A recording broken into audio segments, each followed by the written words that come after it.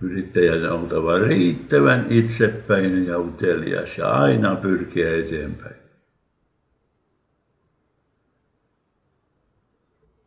Ihan joka paikassa, kerta kaikkiaan, ihan joka paikassa. Jotkut on ollut enemmän halukkaita, jotkut vähemmän, mutta joka paikassa ei ole semmoista paikkaa maapallossa, missä ei ollut tämmöistä yhteistyöhalukkuutta. Että kyllä tämä sanomalehtien elämän tapa niin on semmoinen, joka vie eteenpäin kaikkia. On saatu, mutta on myöskin annettu.